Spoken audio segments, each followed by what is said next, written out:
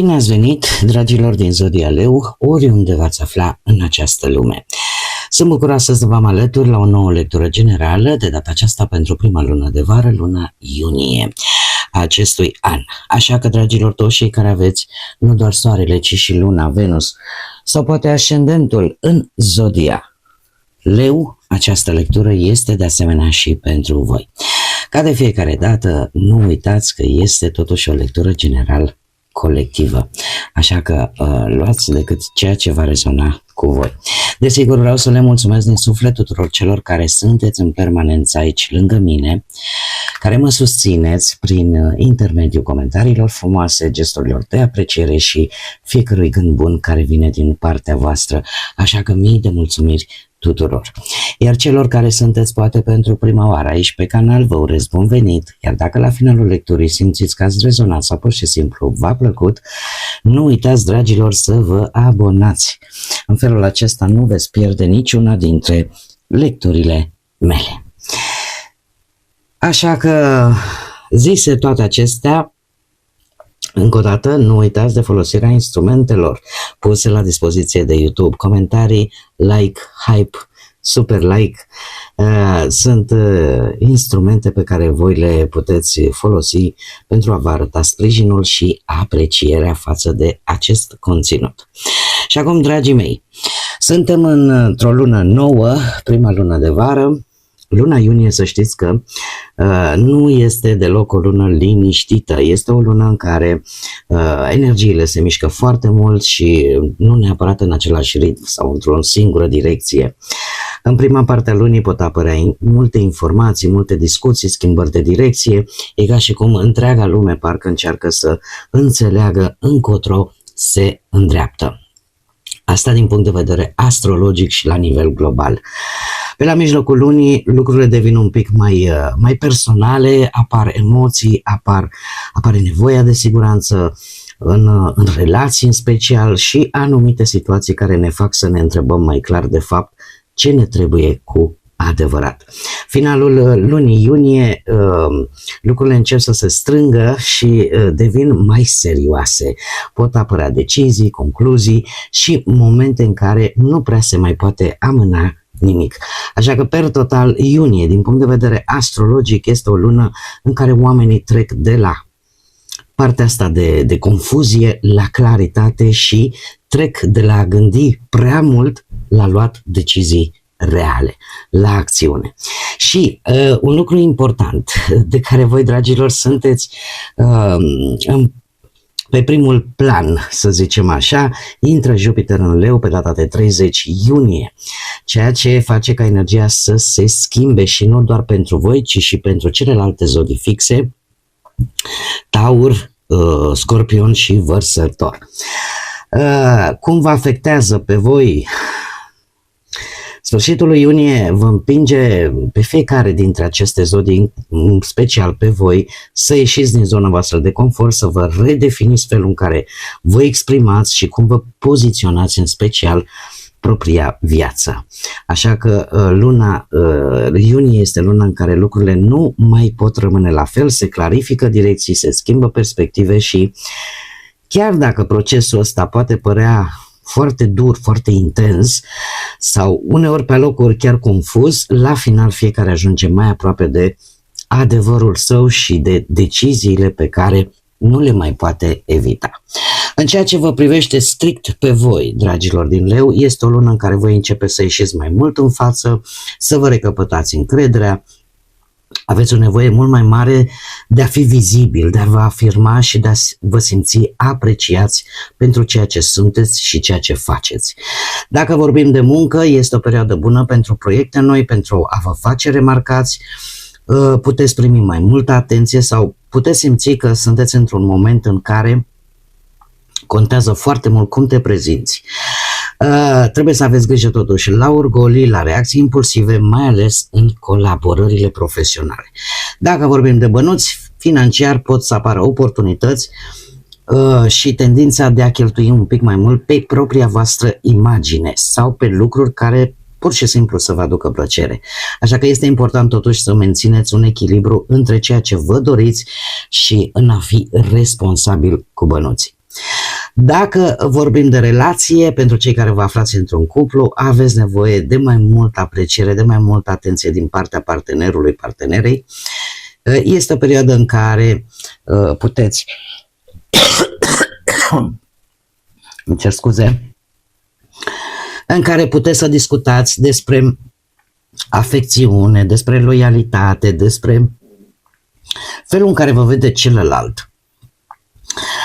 Pot apărea și momente mai intense, dar și frumoase, mai ales dacă există deschidere. E acea pasiune nebună, să-i spunem așa. Cei singurei este o lună foarte activă din punct de vedere sentimental pentru voi, pentru că pot apărea atracții puternice, flirtul sau, nu știu, persoane care să vă trezească interesul. Totuși lucrurile se pot desfășura mai mult pe partea pasiunii, înclinație pe care am văzut-o și la cei care se află într-un cuplu, decât pe partea stabilității. Adică nu neapărat trebuie să și iasă totul stabil, să fie decât atracție, chimie între voi și mai puțină hotărâre de stabilitate. Acum, haideți să vedem ce ne spun cărțile. Acestea au fost micile informații așa pe scurt, fără detalii tehnice, din punct de vedere astrologic. Acum, prima săptămână din iunie se pare că un răspuns benefic, o soluționare cu succes te va ajuta să treci peste o problemă. Problemă care poate să se afle în orice domeniu. Aici voi stabiliți. Avem în a doua săptămână vulturul, un triumf asupra unei obstacol sau, de asemenea, unor dificultăți. Cea de-a treia săptămână avem crinul, o dragoste spirituală. Poate că descoperiți lucruri uitate, redescoperiți lucruri uitate ce ține de sentimente, de dragoste, de iubire sau pur și simplu descoperiți că există și o altfel de iubire, nu decât cea trupească sau pasională. Ei, și avem aici un rooster, un cocoș bătăios. Se pare că este o persoană destul de arogantă, destul de afurisită, să spunem așa, peste care cumva, asta chiar la sfârșitul lui iunie, pe care n-ar trebui să o lăsați să vă coordoneze viața sau n-ar trebui să o lăsați să vă împiedice să faceți ceva anume. Cineva arogant, cineva care în 2 timp și 3 mișcări sare și verbal poate să vă contrazică, ce știu eu, să vă calce pe bătături. Haideți să vedem care este energia generală pentru dragii mei din Leu în luna iunie. Foarte multe, mai încercăm energia generală pentru dragii mei din Leu. Adevăr. Energia voastră, dragilor, energia voastră este ne vorbește foarte mult despre a fi sincer cu voi înșivă. Este un lucru important ca voi să recunoașteți un adevăr pe care îl țineți în interiorul vostru și cumva ai nevoie de liniște pentru a auzi această voce autentică din interiorul vostru. Este, să zicem așa, o diferență dintre un adevăr și o iluzie care se poate clarifica în această lună. Pe de altă parte, puteți vedea anumite situații care nu au nicio fărâmă de autentic în ele și care nu te mai susțin. E timpul poate ca voi să renunțați la tot ce nu este sincer sau real pentru voi. A fi cumva autentic înseamnă să-ți eliberezi acea energie și să îți crești limpezimea. Ai propriul tău adevăr care te ajută, care îți aduce alinare, care îți aduce ușurare interioară, așa că nu mai trăiți în funcție de aparențe, trăiți în funcție de ceea ce este real pentru voi. Este foarte important în această lună și se pare că și energia voastră tinde să meargă către acest scop de a redescoperi ceea ce este real, ceea ce este original și ceea ce este autentic pentru voi. Mergem mai departe și haideți să vedem ce ne spune tarotul. Ce vine pentru dragii mei din Leu în luna iunie, atât pe plan profesional, financiar sau sentimental. Să vedem.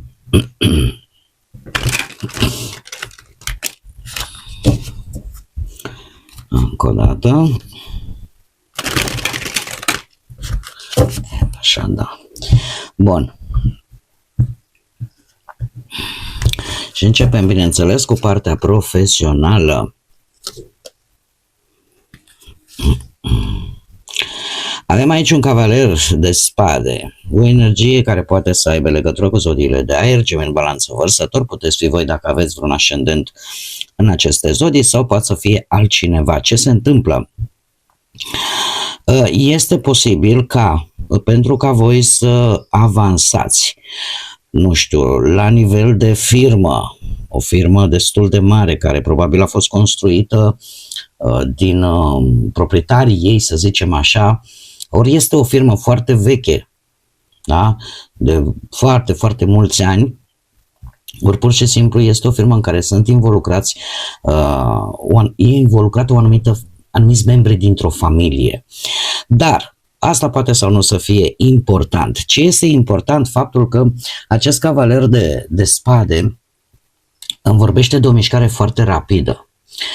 De o mișcare foarte rapidă, o decizie foarte curajoasă prin luarea unei inițiative într-un proiect dificil, prin abordarea unor probleme destul de complexe. Sunteți puși cu acest 10 de monede și doiul de spade dintre, este o decizie pe care voi nu mai o puteți amâna, nu mai puteți să vă faceți că nu o vedeți, nu o mai puteți întârzia. De ce? Pentru că este momentul în care va trebui să acționați, cu atât mai mult dacă aveți un ascendent în zodii de aer, va trebui să acționați, va trebui să luați această decizie într-o manieră cât mai curajoasă. Este adevărat, această decizie poate să fie și un pic riscantă din punct de vedere profesional, dar din câte văd eu aici cu 10 de monede, pentru a atinge un nivel stabil și sigur la locul de muncă, a obține ceva, un rezultat după o muncă de lungă durată, sau pentru a obține un loc de muncă stabil, care să-ți ofere o anumită siguranță, că e o afacere care funcționează, poate a început să funcționeze bine, sau pur și simplu pentru a obține o poziție solidă într-o companie, așa cum am mai spus, e nevoie de acest doi de spade, un doi de spade care indică o situație în care, indiferent cum, trebuie să iei o decizie. Chiar dacă voi veți încerca să le amânați sau să le evitați, poate pentru că nu știi dacă să schimbi locul de muncă, că nu știi, pot să apară două opțiuni profesionale, da? Să eviți poate un conflict la serviciu dacă, de exemplu, te afli într-o situație în care deja lucrezi, dar ai mai obținut o nouă propunere care ți se pare mai tentantă și parcă, dacă supăr oamenii că îi las așa și plec în partea altă, tot felul de temeri care probabil că vă ține pe loc, vă ține să bateți spațiul pe loc. Să evitați poate o discuție importantă legată de muncă. Tocmai în ideea de a păstra, să zicem așa, un echilibru temporar, dar care nu poate dura la nesfârșit. Pentru că în final va trebui să luați această decizie cu acest cavaler de spade și o să fiți puși în, cum să spun eu, ori o să fiți provocați să luați decizia asta de către o energie de aer, ori pur și simplu voi, într-un final, va exista o conjunctură în care, vreți nu vreți, veți lua această decizie. Ori e albă, ori e neagră. Haideți să vedem pe partea bănuților. Pe partea bănuților, nu știu dacă aveați în plan să faceți ori vreo achiziție, ori să... Foarte interesant că atât pe partea banilor cât și pe partea profesională apare acest 2 de cifra 2, acolo avem un 2 de spade, aici avem un 2 de monede, care mai mult sau mai puțin ne vorbește cam de același lucru. Spânzuratul pe partea finanțelor vorbește de o perioadă în care veniturile stagnează un pic sau poate trebuie să regândite, cheltuielile regândite, reducerea lor a cheltuielilor, da? Până când situația se stabilizează. Este un moment tare bun pentru voi ca voi să analizați cum sunt folosiți banii, să verificați facturi, să vă reorganizați bugetul și uneori este nevoie chiar să renunțați la o anumită investiție sau la o anumită cheltuială. Asta pentru a evita cât mai mult pierderi mai mari.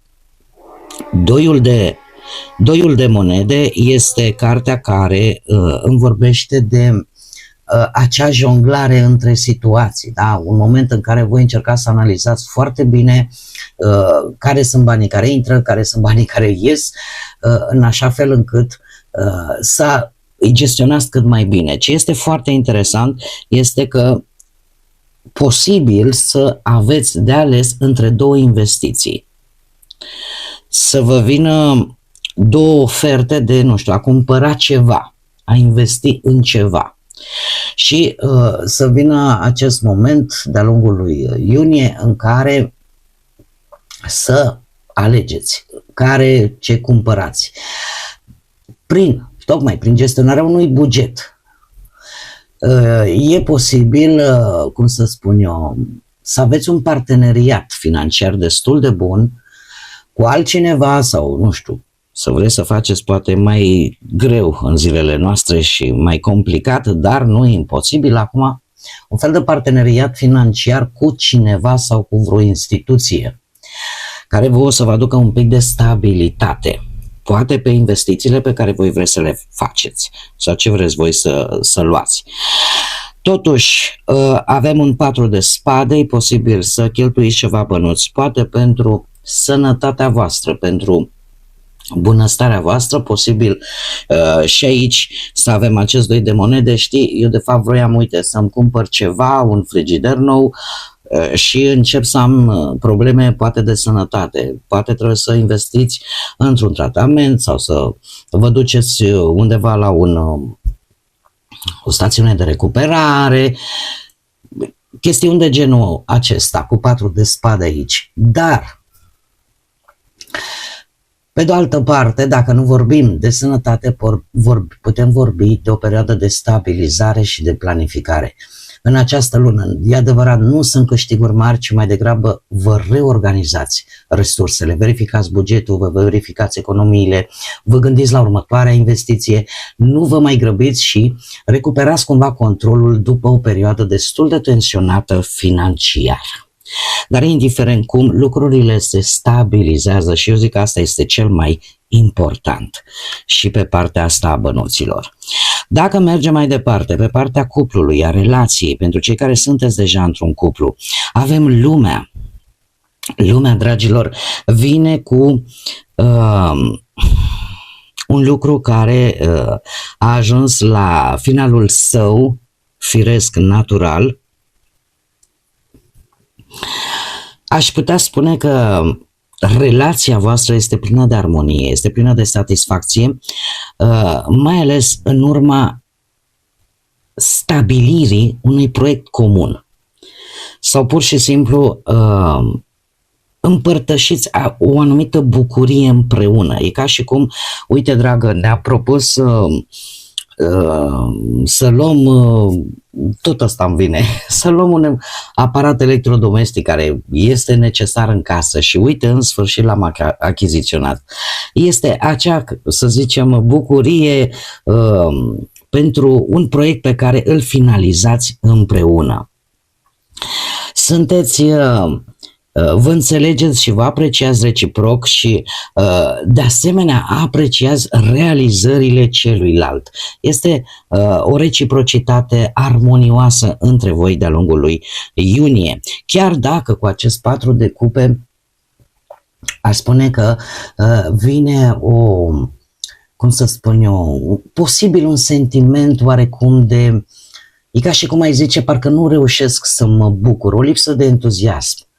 De ce? Pentru că la un moment dat intră relația pe parcursul lui iunie într-o fază de rutină, unde parcă nouă lipsește.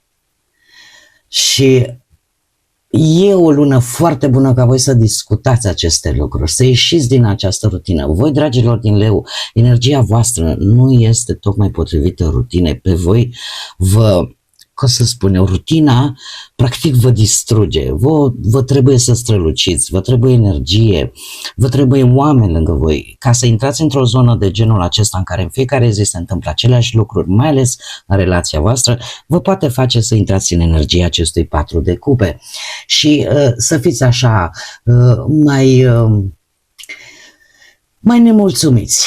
Poate apăra acest sentiment de nemulțumire sau de lipsă de entuziasm, dar care se pare că veți lupta pentru aceste lucruri cu 7 de bâte și este în mare parte vorbim de pasiunea dintre voi, acel foc care trebuie să ardă în permanență. Ați văzut că când ne uităm la flăcări, ele nu ard decât cu o anumită intensitate, câteodată se mai jos, câteodată sunt mai sus, joacă în permanență. Așa e și cu voi, dragilor din Leu. Pasiunea la voi se pare că va fi scăparea. De ce? Pentru că chiar dacă relația voastră poate trece prin mici conflicte, mici provocări, așa cum am văzut din cauza rutinei, de fapt sunt niște teste. Sunt niște teste în care se vede foarte clar angajamentul dintre voi. Apare ocazia ca voi să vă consolidați încrederea unul în celălalt, să vă consolidați respectul reciproc și aici poate să aveți un pic de grijă să nu fiți foarte încăpățânați și să nu acceptați chiar niciun fel de compromis. Iar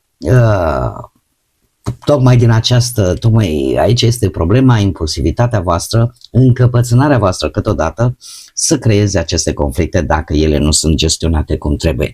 Dar vă puteți lupta și cu dorința voastră de mai mult, de a ieși din această rutină. Și dacă se lucrează în doi la acest lucru, atunci relația își poate recăpăta armonia. Cei care sunteți singurei, voi, dragilor, să știți că aveți 3 arcane majore. 3 arcane majore și asta îmi spune că lucruri importante se vor întâmpla pe parcursul lui iunie.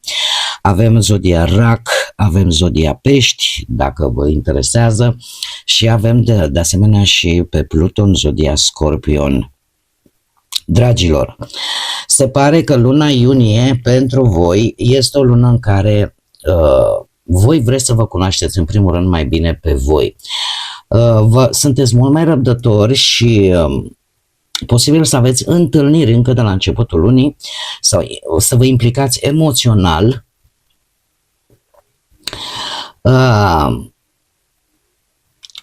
să căutați, ca să zic așa, o relație cu o persoană care să vă aprecieze pentru ceea ce voi sunteți. Este cineva din trecut. Este cineva din trecut cu judecată aici care voi aveți ocazia să evaluați această relație din trecut și să învățați lecții importante. Puteți descoperi exact de ce nu a mers relația. Puteți lua decizii într-un mod mult mai conștient privind viitorul relației voastre sau viitoarelor voastre relații, pentru că va fi o experiență importantă prin care voi veți trece în luna lui iunie. Toată luna lui iunie aș spune că va fi o lecție importantă, așa cum am mai spus, mai ales dat fiind că avem și luna. Luna în acest context, să știți că ne vorbește foarte mult de un soi de atracție, voi veți fi atrași de oameni misterioși, oameni greu de înțeles și aici trebuie să aveți un pic de grijă, să nu idealizați o persoană fără ca voi să o cunoașteți foarte bine. Este adevărat, e o lecție vis-a-vis de ceva din trecutul vostru, care o să vă lase într-o poziție ușor confuză. Este o lecție, dar care trebuie, cum să zic eu, procesată. Doamne, de ce nu a mers? Uite că aici o să aflați adevărul, o să aflați lucruri care o să vă răspundă la multe întrebări pe care voi vi le-a spus cu ceva timp în urmă. Este o lună a clarificării, dacă mă întrebați pe mine. Totuși, nu vă lăsați până procesați ceea ce s-a întâmplat. Fiți atenți și nu idealizați, nu vă faceți scenarii care nu au o bază sigură. Cu luna aici, dacă încercați să vă formați relații bazate pe iluzii sau pe așteptări nerealiste, lucrurile nu vor fi foarte ușoare pentru voi. Da? Vă va împiedica să vedeți clar de fapt ce intenție are cealaltă persoană. Haideți să vedem acum și care este mesajul spiritual pentru voi, dragilor, din Leu, în luna lui iunie. Mesajul spiritual pentru dragii mei din Leu.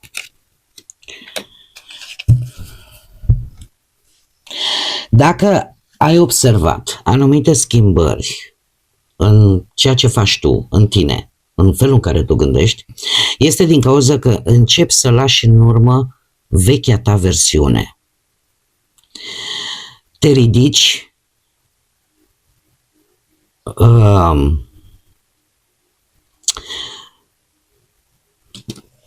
e ca și cum ai spune că îți cumva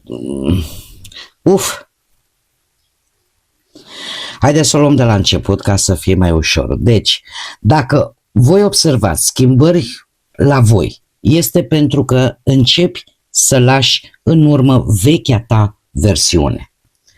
Începi să te ridici, începi să scapi de anumite straturi vechi, anumite obișnuințe vechi.